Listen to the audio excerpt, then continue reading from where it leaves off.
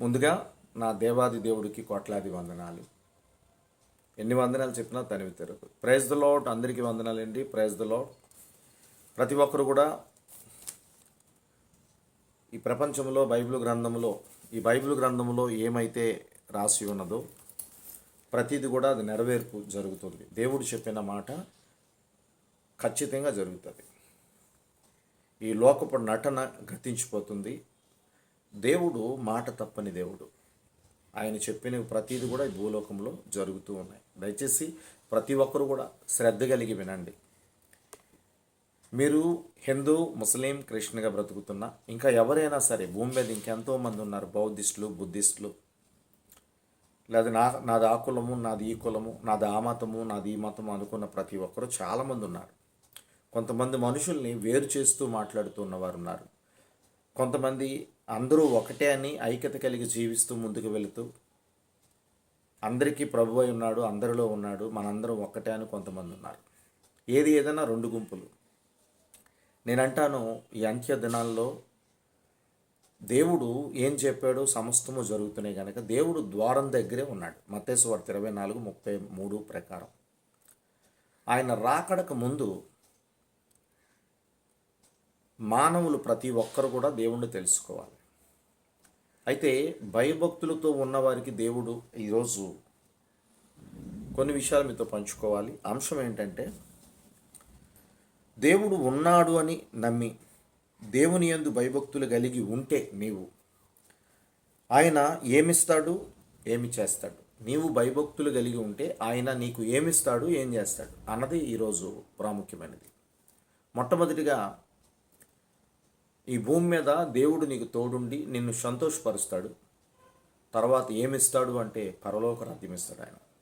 అయితే భక్తులుగా ఉన్నవారు కొన్ని మాటలు తెలుసుకోవాలి. భయభక్తులతో జీవించే వారికి దేవుడు 128వ కీర్తన 4వ వచనం చూస్తే దేవుడే స్వయంగా ఆశీర్వదిస్తానని ఉంది. అంటే ఆయన నిన్ను ఆశీర్వదిస్తాడు, ఆశీర్వాదం నీకు ఇస్తాడు అని అర్థం. ఇక మనం చూసుకుంటే 115వ కీర్తనలో కూడా పిల్లల్నేమి పెద్దలనేమి అందరినీ ఆశీర్వదిస్తున్నాడు అనే మాట మనం చూడగలుగుతాం. 115వ కీర్తనలో క్లియర్గా ఉన్నది. పిల్లల్నేమి పెద్దలనేమి ప్రతి ఒక్కరిని కూడా ఆశీర్వదిస్తున్నానని దేవుడు ఒక మాట చెప్పాడు. ఆ మాట మీరు చదివి వినిపిస్తాను. ప్రతి ఒక్కరు కూడా చూడండి. 115వ కీర్తన 13వ వచనం. పిల్లల్నేమి పెద్దలనేమి తన యందు భయభక్తులు గల వారిని యెహోవా ఆశీర్వదించును. అంటే ఎవరు తన యందు భయభక్తులతో ఉంటారో వారు ఆశీర్వదించబడతారు. ముఖ్యంగా భూమి మీద దేవుడు తోడుంటాడు, వారిని నడిపిస్తాడు, వారిని పోషిస్తాడు, కాపాడుతాడు, ఆదుకుంటాడు. ఒక దినం నిత్యాగ్ని తప్పించి పరలోక రాజ్యం ఇస్తాడు. ఇది గమనించాలి, ప్రతి ఒక్కరు కూడా గమనించాలి. గమనించకపోతే బాధపడేది ఒక దినము నీవే. అయితే ఇంకా కొన్ని మాటలు మనం చూసుకుంటే దేవుడే స్వయంగా ఆయనే మిమ్మల్ని ఆశీర్వదిస్తాడనే మాట కూడా, సియోను నుండి మిమ్మల్ని ఆశీర్వదిస్తానన్న మాట కూడా 128వ కీర్తనలో 128వ కీర్తన 4వ వచనంలో యెహోవా యందు భయభక్తులు గలవాడు ఇలాగే ఆశీర్వదించబడును, సియోను నుండి నిన్ను ఆశీర్వదిస్తానని దేవుడు మాట్లాడుతున్నాడు. అయితే దేవుడు ప్రతి ఒక్కరిని చూస్తున్నాడు. కీర్తన 4 ప్రకారం ప్రతి ఒక్కరిని చూస్తున్నాడు. ఎవరికి భయభక్తులు ఉన్నాయి, ఎవరిని మరి ఏమి ఇవ్వాలి, వాళ్ళకి ఏమి ఆయన మరి మీ జీవితాల్లో ఏమి చేయాలో ఆయనకు తెలుసు. అంచేత అందరినీ చూస్తున్నాడు. మలాకి 3:16 ప్రకారం భయభక్తులతో జీవించిన వారు, దేవుని యందు భయభక్తులతో ఉన్నవారు ఎవరెవరు ఏం మాట్లాడుతున్నారో ఆయన వింటున్నాడు. మీరు మంచి మాట్లాడి ముందుకెళ్తే పర్లేదు. దేవుని యందు కొంతమంది నమ్ముతున్నాం అంటున్నారు, బాప్టిజం తీసుకుంటున్నారు, మళ్ళీ వాళ్ళు ఈ లోకంలో మర్యాదను అనుసరిస్తూ కొన్ని లోకాచారాలు చేస్తూ కొంతమంది ఉన్నారు. వారికి దేవుడు ఒక దినం లెక్క అడుగుతాడు. భయభక్తులతో ఉన్నవారు మాత్రమే ఆశీర్వదించబడతారు. వారు ఈ లోకాశలతో ఉండరు, ఎవరికి అన్యాయం చేయరు, మంచి మనసుతో క్రీస్తు మనసుతో ముందుకు వెళతారు. అయితే ఇక్కడ మనం కొన్ని తెలుసుకుంటే 111వ కీర్తనలో కూడా మనం తెలుసుకోగలిగితే 111వ కీర్తన మనం తెలుసుకోగలిగితే ఈ మాటలు చాలా శ్రద్ధగా వినండి ప్రతి ఒక్కరు కూడా. 111వ కీర్తనలో 5వ వచనం ఉంది చూడండి. 5వ వచనం. తన యందు భయభక్తుల గలవారికి ఆయన ఆహారం ఇచ్చి ఉన్నాడు. ఈరోజు భయభక్తులతో ఉన్నవారికి కడుపు నిండా ఆహారం పెట్టేవాడు దేవుడే. మీకు ఆహారం ఇచ్చేవాడిగా ఉన్నాడు. నెంబర్ 1. ఇక్కడ నుంచి మనం కొన్ని విషయాలు చూద్దాం. 145వ కీర్తనలో కూడా కొన్ని మాటలు చూస్తే 145వ కీర్తనలో అక్కడ మరి భయభక్తులతో జీవించేవారు 145వ కీర్తన 19వ వచనం మనం చూస్తే, తన యందు భయభక్తులు గల వారి కోరిక ఆయన నెరవేర్చును, వారి మొర ఆలకించి వారిని రక్షిస్తాడంట. అంటే భయభక్తులతో ఉన్న వారి కోరికను నెరవేరుస్తాడు. కొంతమందికి కూతురికి మంచి సంబంధం కావాలి, కొడుక్కి మంచి సంబంధం కావాలి, లేదా కూతురు వెల్ సెటిల్ అవ్వాలి ఉద్యోగము, లేదా కూతురు కొడుకు కానీ దేవుళ్ళలో బాగా ఎదగాలి, కొన్ని కోరికలు ఉంటాయి. అది భయభక్తులు గలవారు మంచి కోరికలు ఏమన్నా దేవుడి పట్ల, తండ్రి నాకు ఈ సహాయం చేయని అడిగితే ఖచ్చితంగా నీ కోరిక నెరవేర్చేవాడిగా ఉన్నాడు. నువ్వేది అడిగితే మంచి విషయాలు అది నెరవేర్చి నీకు ఇచ్చేవాడిగా ఉన్నాడు. ఇది గమనించండి. అలాగే మరి సామెతలు మనం చూస్తే 14వ అధ్యాయం మనం చూస్తే 14వ అధ్యాయం చూస్తే 14వ అధ్యాయంలో 26, 27 వచనాల్లో 2 మాటలు మీకు చెప్తాను చూడండి. యెహోవాయందు భయభక్తులు కలిగి ఉండుట బహు ధైర్యం పుట్టిస్తుంది. ఫస్ట్ వారికి ధైర్యం ఇస్తాడు. దేవుని యందు భయభక్తులు ఉన్న వారికి ధైర్యం ఇస్తాడు దేవుడు.